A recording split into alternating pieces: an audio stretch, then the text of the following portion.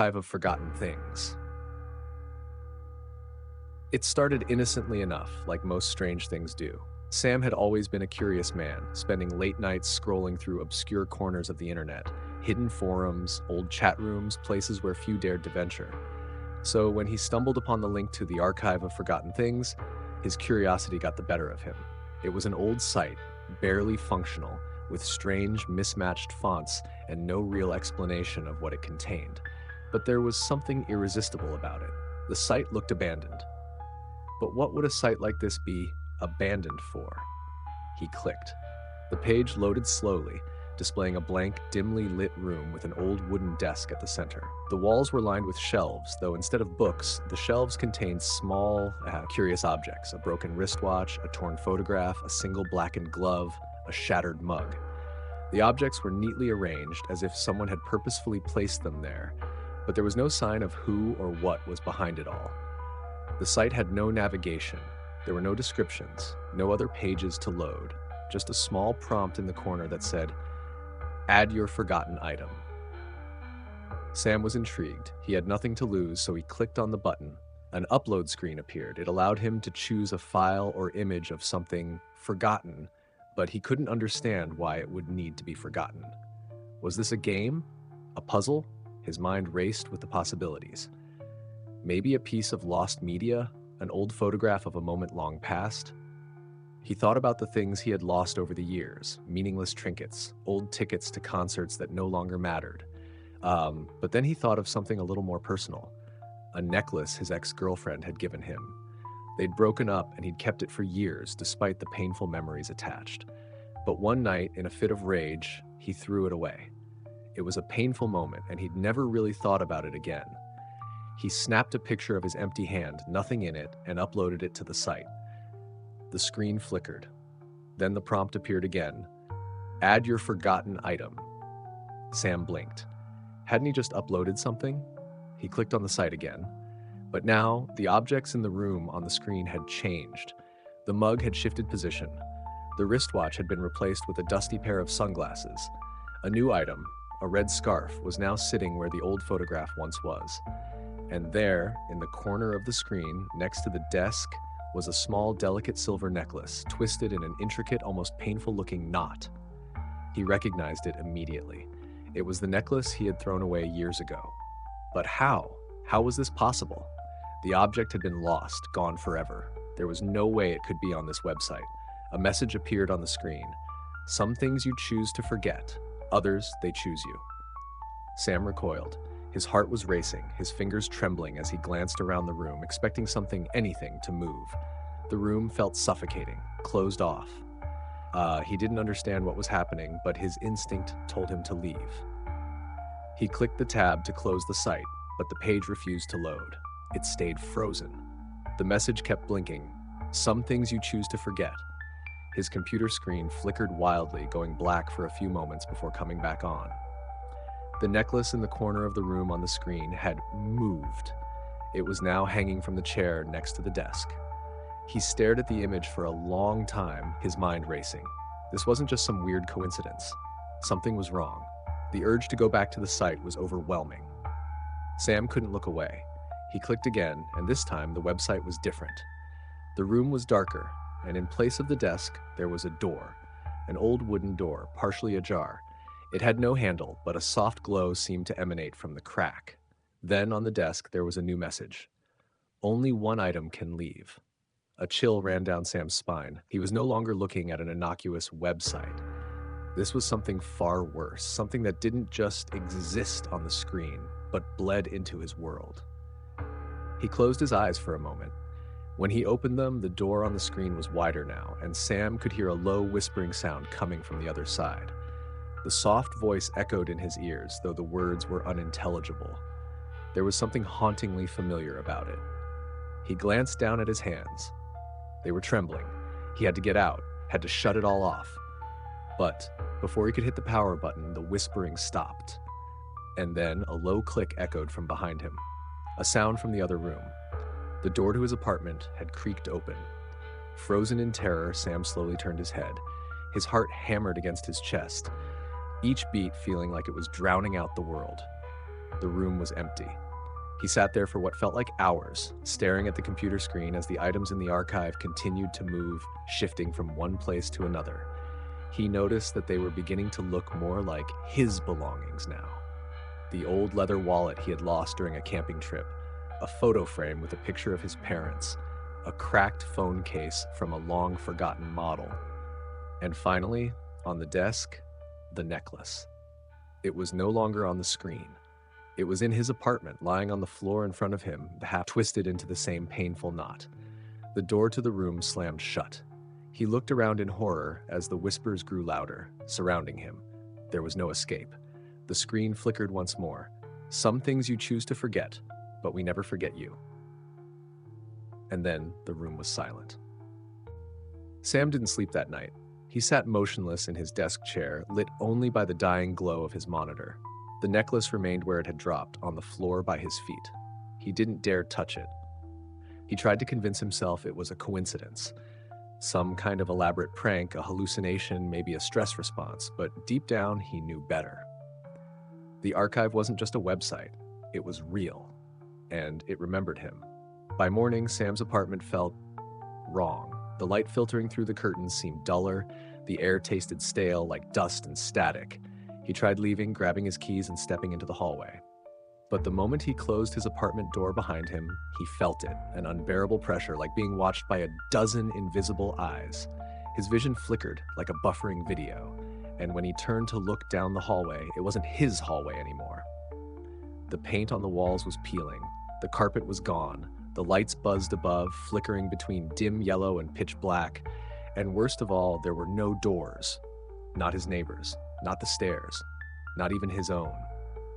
Just an endless hallway lined with bare concrete and broken picture frames. He ran, no idea where to, just away. But the hallway looped. After the third or fourth turn, he was back at his own front door, or at least a version of it. The numbers were faded now. The peephole was missing. The wood felt warm when he touched it, almost like skin. He stepped inside. His apartment had changed again. Every mirror was gone. Every photo he had framed was missing. The fridge buzzed loudly, overworking. On the counter sat a black and white photograph. He didn't own any black and white photos. It showed a man seated at a desk, facing away from the camera. Behind him were shelves, the same shelves from the archive site. He leaned in. The man in the photo was wearing his hoodie. He staggered back and turned to leave. But something stopped him. A whisper, right behind his ear. "You remember now, don't you?" He spun around. No one. The apartment was dead silent, except for the sound of the fridge vibrating. He grabbed the photo, flipped it over. Only one item can leave. The same message from the site. For the next 3 days, Sam didn't leave his apartment. He didn't answer texts. He didn't check his email. He barely ate. The archive started following him, into his dreams. He'd close his eyes and find himself back in that dim room from the website, the wooden desk, the shelves, the door. Each night, there were more objects on the shelves, things he didn't even remember forgetting. A red rubber bouncy ball from second grade, a broken music box his sister gave him, a leather belt he threw away after his father's funeral. Each item brought with it a feeling, a weight.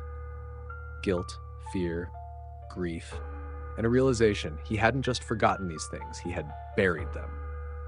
On the 5th night, Sam couldn't take it anymore. He returned to the site.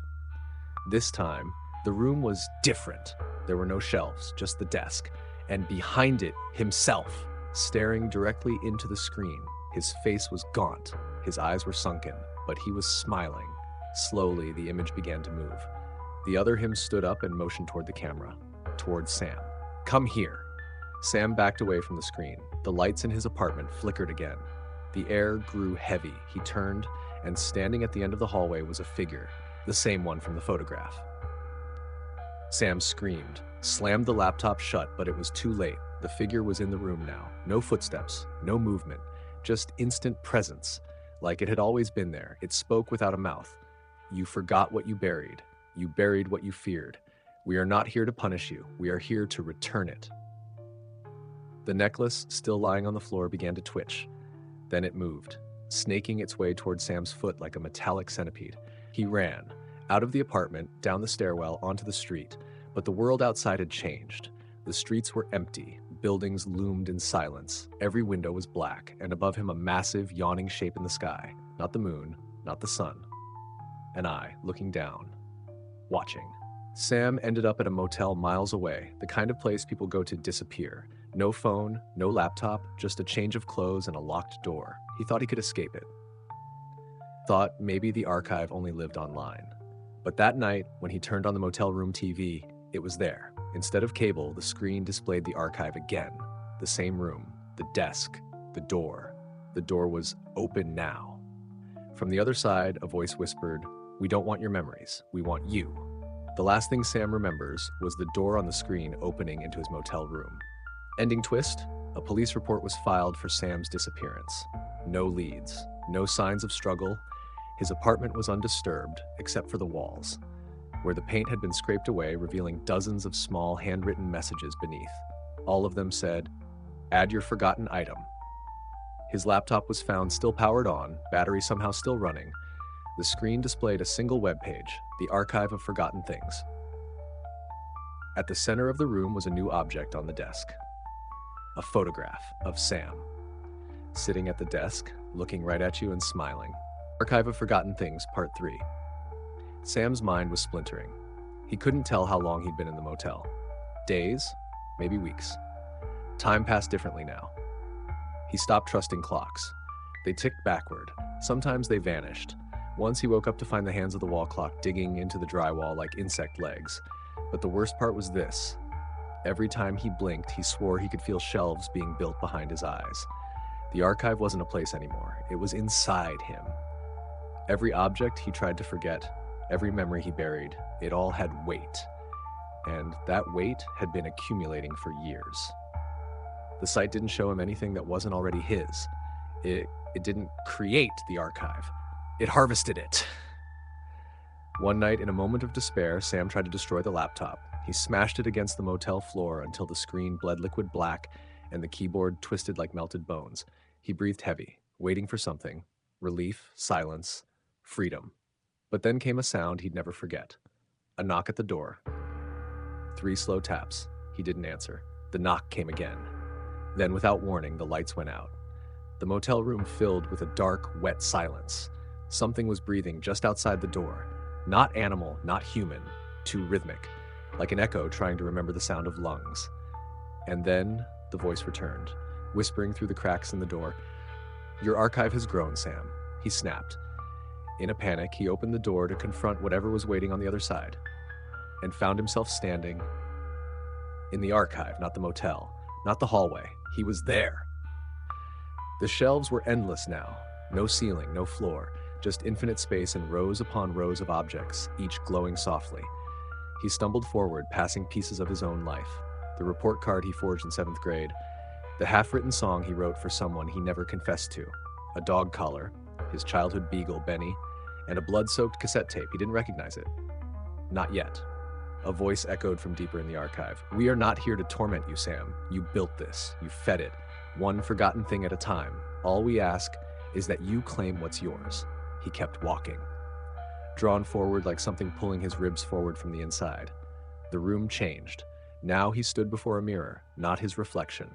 The mirror was dark, cracked, and pulsing. But behind the glass was the desk again, and sitting at the desk was Sam. Or something wearing Sam. Its smile was wrong, too wide, the eyes too still, not alive, not breathing, not even blinking. All archives need a keeper. The voice came from within the mirror this time. "You've carried it long enough. Sit down." The desk in front of him was empty, waiting.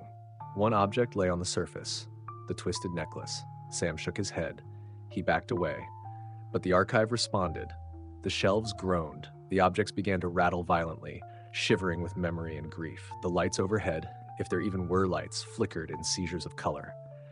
And then the objects began to open, not physically, but emotionally, psychologically.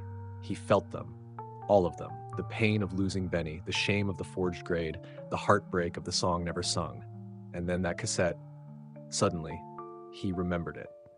When he was 17, he and his friends broke into an abandoned radio station outside town, just for fun.